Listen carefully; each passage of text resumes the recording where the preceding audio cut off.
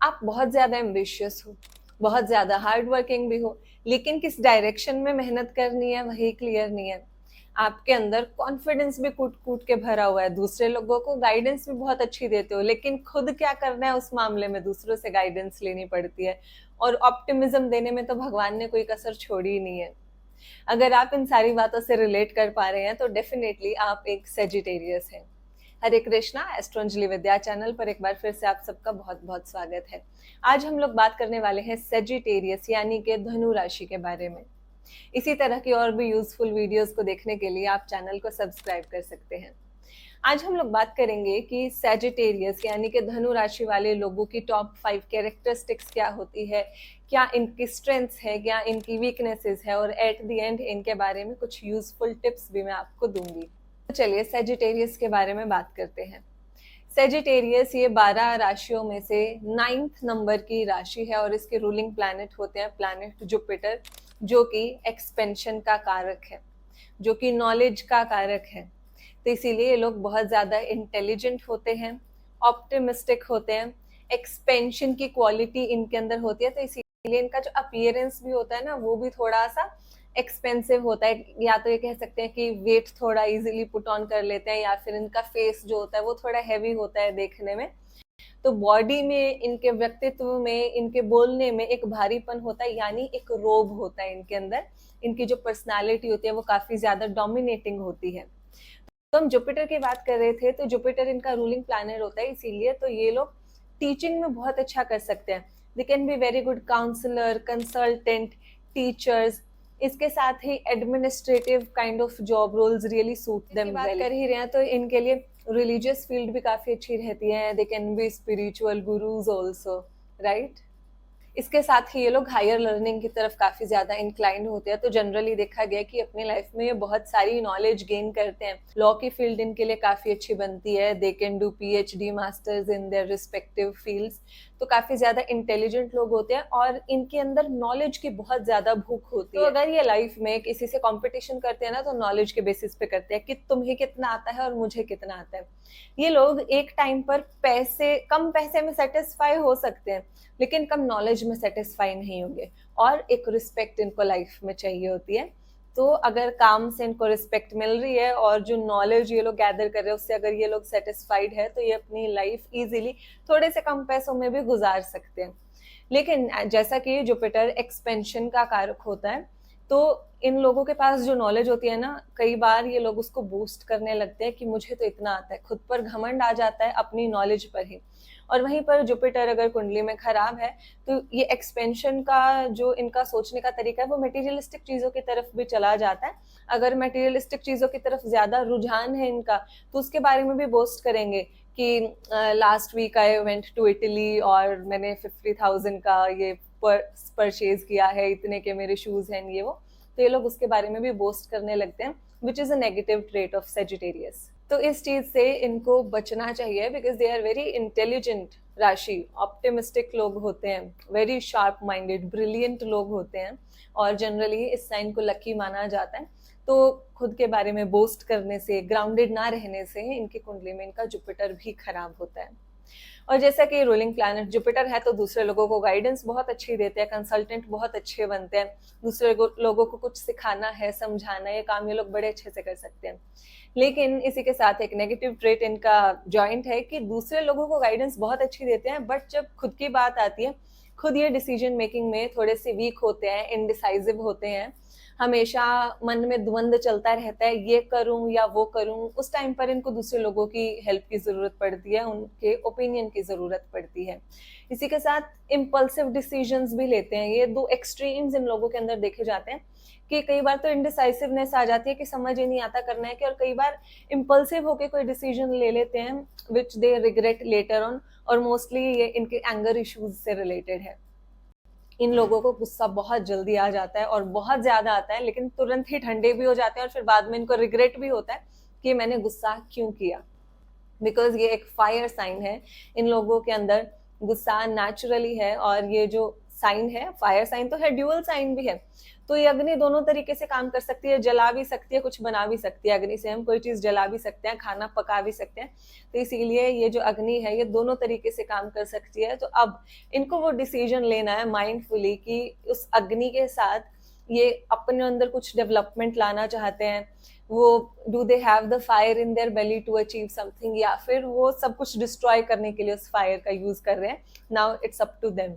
Generally देखा गया है अगर जुपिटर इनकी कुंडली में पॉजिटिव है तो इन लोगों के अंदर जो ये आग होती है ना, ये नॉलेज के लिए होती है, ये हायर लर्निंग के लिए होती है, स्पिरिचुअलिटी के लिए होती है, खुद को इम्प्रूव करने के लिए होती है। अगर जुपिटर पॉजिटिव है तो इन लोगों का माइंडसेट हमेशा ये रहता है कि मुझे अभी जैसा हूं मैं उससे बेहतर बनना है। इनका कंपटीशन ये खुद होते हैं, they always keep on improving themselves, खुद पे बहुत फोकस करते हैं with respect to physical appearance, grooming, knowledge. तो अगर जुपिटर पॉजिटिव है तो ये फायर है ना, उसको कंस्ट्रक्टिव वे में यूज करते हैं। और चलिए अब इसका जो सिंबल है उसके बारे में बात करते हैं। इसका सिंबल जो है एक आर्चर है, एक धनुर्धारी है, उसके हाथ में धनुष है और ऊपर की बॉडी आदमी की है, नीचे की बॉडी घोड़े की, और वो धनुष लेके आसमान की तरफ एम कर रहा है। तो ये सिंबल क्या दिखाता है कि ये लोग फोकस्ड होते हैं, हार्ड वर्किंग होते हैं। आदमी का और घोड़े का शरीर यहाँ पे मिला हुआ है, तो हॉर्स पावर है इनके अंदर। फिजिक्स का टर्म होता है ना हॉर्स पावर, तो हॉर्स बहुत ज्यादा एनर्जेटिक एनिमल है, तो वो एनर्जी इनके अंदर होती है। और वो धनुष क्या दिखा रहा है कि लाइफ में फोकस्ड है ये लोग, हार्ड वर्किंग है। परंतु वो देखिए धनुष कहाँ पे एम किया है, आसमान की तरफ। अभी आसमान तो खुला है, पता नहीं कहाँ पे तीर चलाना है। तो इसीलिए इनडिसाइसिवनेस इन लोगों के अंदर देखी जाती है। कई बार क्लैरिटी नहीं होती है लाइफ में एक्चुअली में करना क्या है। गोल कई बार गलत बना लेते हैं, गलत डायरेक्शन में मेहनत कर रहे होते हैं, बाद में रियलाइजेशन होता है कि मैं तो शायद इस चीज के लिए बना ही नहीं था। तो इसीलिए मेहनत बहुत कर सकते हैं, एनर्जी भी बहुत होती है, फोकस्ड भी बहुत होते हैं, और जो गोल इन्होंने लाइफ में बना लिया ना उसके लिए कुछ भी कर गुजरने को तैयार होते हैं। लेकिन बात सिर्फ इतनी होती है कि क्या वो गोल सही है। तो इसीलिए यहीं पर इन लोगों के लिए एक बहुत इंपॉर्टेंट एडवाइस भी मैं देती हूँ।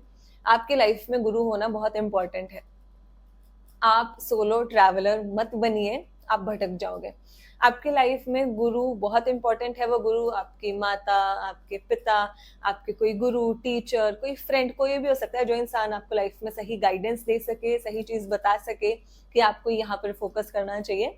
तो फिर आपके पास सामान सारा है, आप सारी चीज कर सकते हो, लेकिन आपको एक दिशा दिखाने वाला एक जीपीएस लाइफ में चाहिए, तो आप बहुत कुछ अचीव कर सकते हो अपनी लाइफ में। जैसा कि ये साइन काल पुरुष कुंडली के 9th हाउस को गवर्न करता है, तो यहाँ से भी हम कुछ चीजें डिराइव कर सकते हैं इनके बारे में। ये लोग रिलीजियस होते हैं, स्पिरिचुअल होते हैं। जनरली देखा गया है ये लोग किसी ना किसी देव की, किसी देवी की आराधना करते हैं, और एक धर्म के पाथ पे चलना इनको पसंद होता है। ये जनरली इनको एथिस्ट कम देखा गया है अगर कुंडली में जुपिटर खराब नहीं है तो। और फिलोसॉफिकल होते हैं, हायर नॉलेज की तरफ काफी इंक्लाइंड होते हैं। घूमने फिरने का भी बड़ा शौक होता है इन लोगों को, और लॉन्ग डिस्टेंस ट्रैवल करना या धार्मिक स्थलों की यात्रा करना इन लोगों को काफी ज्यादा पसंद होता है। और इसके साथ ही इन लोगों की इंट्यूशन भी काफी स्ट्रांग होती है। इनको एक चीज में बड़ा मजा आता है कि सामने वाले के दिमाग को पढ़ना इनको बहुत अच्छा लगता है। कि फर्स्ट टाइम ये किसी से मिले हैं तो ये तुरंत उसके बारे में ओपिनियन बना लेते हैं कि मुझे इस इंसान से ऐसी वाइब आई, और मेरी इंट्यूशन ये कह रही थी कि ये इंसान जैसा दिखा रहा है वैसा है नहीं, मतलब तुरंत ओपिनियन बना लेते हैं लोगों के बारे में। तो कई बार वो चीज गलत भी हो सकती है क्योंकि इम्पल्सिव डिसीजंस भी लेते हैं, बट इनको मजा बहुत आता है उस चीज में कि सामने वाले को डिकोड करना कि उसके माइंड में क्या चल रहा है, उसकी एक्चुअल पर्सनालिटी क्या है। इस चीज में बड़ा मजा आता है इनको, और इनकी इंट्यूशन इस चीज में इनका साथ भी देती है। और 9th राशि है, लक की राशि होती है, तो जनरली इन लोगों को लकी देखा गया है in all respects of life. Personal life generally अच्छी रहती है इनकी, करियर इनका अच्छा रहता है, मॉनेटरी भी इनकी लाइफ अच्छी रहती है। जनरली ये कह सकते हैं कि पैसे की शॉर्टेज नहीं होती है इनके पास, जितना इनको चाहिए ना उतना इनके पास रहता है। तो इस हिसाब से इस राशि को लकी माना जाता है। और ये लोग काफी ज्यादा मेच्योर भी होते हैं। जनरली देखा जाता है कि चाइल्डहुड शायद थोड़ा टफ हो सकता है इनका, इस वजह से ये लोग जल्दी मेच्योर हो जाते हैं, रिस्पॉन्सिबल होते हैं, और इनकी जो पर्सनालिटी होती है वो भी काफी ज्यादा डोमिनेटिंग होती है। अब इनका नेगेटिव ट्रेट जो है फायर साइन है, तो गुस्सा बड़ा जल्दी आ जाता है, डोमिनेट करने की कोशिश करते हैं, और ये डोमिनेटिंग क्वालिटी और ईगो इनके अंदर इनकी सेल्फ रिस्पेक्ट की वजह से आती है। इनके लिए इनकी सेल्फ रिस्पेक्ट बहुत ज़्यादा मैटर करती है, तो उसके कारण इनके अंदर ईगो काफ़ी ज़्यादा बढ़ सकता है, उस पर इनको एक चेक रखना चाहिए। इसके साथ ही ये लोग काफ़ी ज़्यादा स्ट्रेट फॉरवर्ड भी होते हैं। Sometimes they can B brash, लेकिन बोलते उसी चीज़ के लिए जो सही है, राइटियस चीज़ के लिए बोलेंगे, लेकिन वहाँ पर ये डिप्लोमेसी भूल जाते हैं। तो कई बार सच बोलना ही सही नहीं होता, सच किस तरीके से बोलना पड़ता है कि सामने वाले को हर्ट ना हो। तो इसीलिए इनका जो ब्रैश नेचर होता है, स्ट्रेट फॉरवर्ड नेचर होता है, एज इट इज़ चीज़ों को बोल देते हैं, इसकी वजह से बाकी लोग इनसे काफ़ी ज़्यादा हर्ट हो जाते हैं। और मजाक करने की भी आदत होती है इन लोगों की, generally they are very sarcastic, humour इनका अच्छा होता है, लेकिन वो ह्यूमर सामने वाले के ऊपर डिपेंड करता है कि सामने वाला इंसान क्या इनके ह्यूमर को झेल सकता है, बिकॉज समटाइम्स सामने वाला इंसान उसको एज एन इंसल्ट भी ले सकता है। तो इसीलिए इन लोगों के जो फ्रेंड्स हैं वो जल्दी एनिमी भी बन जाते हैं या कट ऑफ हो जाते हैं इनके रिलेशंस। और एक चीज़ है कि ये राशि बहुत ज़्यादा इंडिपेंडेंट होती है, इनको बंध के रहना पसंद नहीं होता, तो इसीलिए इन लोगों में इनिशियली लाइफ में कमिटमेंट इश्यूज देखे जाते हैं रिलेशनशिप के मामले में, बट लेटर ऑन जब मेच्योर हो जाते हैं तो इनकी पर्सनल लाइफ भी ठीक रहती है, बट इनिशियली कमिटमेंट इश्यूज देखे जाते हैं बिकॉज इनको फ्रीडम बहुत पसंद होती है। और इजीली ये लोग किसी के ऊपर ट्रस्ट भी नहीं करते हैं, इनको ट्रस्ट इश्यूज भी बहुत होते हैं। या तो ये चाइल्डहुड की वजह से हो सकते हैं, या फिर कोई पास्ट ट्रॉमा हो सकता है, या कोई पास्ट एक्सपीरियंस ऐसा रहा है, इसकी वजह से जनरली किसी पर भी ट्रस्ट नहीं करते हैं, बहुत जल्दी कमिटमेंट नहीं देते हैं। पहले इनका आइडिया ये होता है कि पहले मैं इंसान को सही से समझ लूँ, जांच परख लूँ, तो उसके बाद काफ़ी ज़्यादा एनालिटिकल भी होते हैं, उसके बाद ये लोग उस डिसीजन पे आते हैं कि whether I should commit or not, because trust gain करना इंपॉर्टेंट है and then they will commit. इसके साथ ही ऑप्टिमिस्टिक भी काफ़ी ज़्यादा होते हैं। ऑप्टिमिज्म तो इनके अंदर कूट कूट के भरा है, जुपिटर अगर अच्छा है कुंडली में तो ये बहुत ऑप्टिमिस्टिक होते हैं। इनका एटीट्यूड ऐसा होता है कि आज में जीते हैं ना, कल क्या होगा देख लेंगे। अगर इनके ऊपर बहुत ज़्यादा लोन भी हो गया है, they will be very optimistic about that as well, कि कोई बात नहीं, उतार देंगे, क्या हो गया, ले लो कर लो। बहुत चिल्ड आउट एटीट्यूड होता है इन लोगों का। जनरली काफ़ी ज़्यादा ऑप्टिमिस्टिक इनको देखा गया है, इनका ऑरा बहुत पॉजिटिव होता है। तो अगर कोई इंसान डिप्रेस्ड है तो इनके पास आके बैठ सकता है, ये उसको एकदम मतलब मूड अपलिफ्ट कर देंगे उसका, और इतना ज्यादा ऑप्टिमिज्म उनके अंदर भी भर देंगे कि ज्यादा नहीं सोचते लाइफ के बारे में, खुल के जियो और सब ठीक हो जाएगा। ये लोग कुछ कुछ चारों की जो फिलॉसफी है उसकी तरह होते हैं कि भाई जिंदगी जीनी है तो खुल के जियो, अगर घी खाना उधार मांग के खाओ, लेकिन घी खाओ, खुल के जियो लाइफ को, उस तरीके का एटीट्यूड इन लोगों का होता है। कॉन्फिडेंस इन लोगों के अंदर गजब का होता है। अगर किसी रूम में आ रहे हैं ना, बहुत सारे लोग बैठे हैं, तो इनकी पर्सनालिटी ऐसी होती है, एक ऑरा बहुत अच्छा होता है, अट्रैक्टिव पर्सनालिटी होती है। जनरली लोगों की मतलब आंखें उनकी तरफ चली जाती है, आई कैचिंग पर्सनालिटी होती है। एक कॉन्फिडेंस एक्जुबरेट करते हैं ये अपने अंदर से, और इनकी जो चाल है, द वे दे वर्क, उससे भी बहुत ज्यादा कॉन्फिडेंट इनके अंदर नजर आता है, और सामने वाले इंसान को शायद ये भी लग सकता है कि ये बहुत ज्यादा एरोगेंट इंसान है, बट अंदर से ये लोग काफी ज्यादा ह्यूमरिस्टिक, ऑप्टिमिस्टिक और खुले दिल के खुले दिमाग के इंसान होते हैं। They are very open minded, they are open minded to new people, new ideas. बहुत ज्यादा सोशल लोग होते हैं, नए लोगों से मिलना, नए लोगों से बातें करना, नई जगह घूमना, नए कॉन्टैक्ट्स बनाना। और जनरली हाँ, इसके साथ एक नेगेटिव ट्रेट भी एसोसिएटेड है, किसी के साथ भी अपने मन की बात शेयर कर लेते हैं काफी ज्यादा इजीली। तो ये ज्यादा सोचते नहीं है दिमाग में कि इसको बताना चाहिए नहीं बताना चाहिए, या फिर ये मेरी इस इन्फॉर्मेशन को अपने अगेंस्ट, मेरे अगेंस्ट कुछ यूज भी कर सकते हैं कि नहीं, इतना ज्यादा नहीं सोचते। नए लोगों से मिलते हैं, कॉन्टैक्ट बनाते हैं, दे मेक फ्रेंड्स, और सबके साथ अपनी सारी बातें शेयर कर लेते हैं, विच दे रिग्रेट लेटर ऑन। इसके साथ ही ये लोग मल्टीटास्कर भी होते हैं, जनरली एक टाइम पे दो से ज्यादा काम कर रहे होते हैं ये लोग।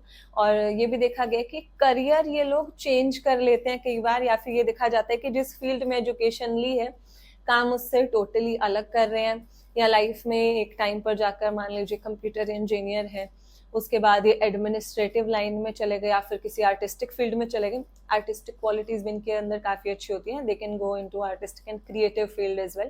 तो जनरली पढ़ाई अलग हो सकती है, या फिर अलग करियर चूज कर लेते हैं। तो ये सारी चीज़ें भी इन लोगों के अंदर देखी गई है। तो चलिए, ये तो था कि सैजिटेरियस यानी कि धनु राशि वाले लोगों के अंदर क्वालिटीज क्या होती हैं, इनकी स्ट्रेंथ्स के बारे में भी मैंने बताया, वीकनेसेस के बारे में भी मैंने बताया। अब इन लोगों के लिए गाइडेंस क्या है। मेन प्रॉब्लम जो सेजिटेरियस की होती है वो ये कि इनडिसाइसिवनेस इनके अंदर होती है और इम्पल्सिव डिसीजंस ये लोग लेते हैं। तो उस इनडिसाइसिवनेस को दूर करने के लिए इन लोगों को स्पिरिचुअलिटी और धर्म का सहारा लेना पड़ेगा, क्योंकि वो इनके अंदर एक तो ऑप्टिमिज्म को इंस्टॉल करते हैं और इन लोग को अपनी लाइफ में कोई गुरु बनाना चाहिए, कोई एक ऐसा इंसान जो इनको सही गाइडेंस, सही राह दिखा सके। वो स्पिरिचुअलिटी भी दिखा सकती है या फिर कोई फिजिकली कोई गुरु आपकी लाइफ में वो भी दिखा सकते हैं। और आपके अंदर जो इम्पल्सिवनेस है उसको कंट्रोल करने के लिए आपको अगेन स्पिरिचुअलिटी की तरफ जाना पड़ेगा, मेडिटेशन आपको करनी पड़ेगी, सेल्फ कंट्रोल आप अपने अंदर लेकर आइए, क्योंकि आपके इम्पल्सिव डिसीजन जो होते हैं वो जनरली आप बाद में रिग्रेट करते ही हैं। तो आशा करती हूँ आपको वीडियो पसंद आया है। अगर पसंद आए तो लाइक, शेयर एंड कमेंट करके मुझे ज़रूर बताइए। हरे कृष्णा।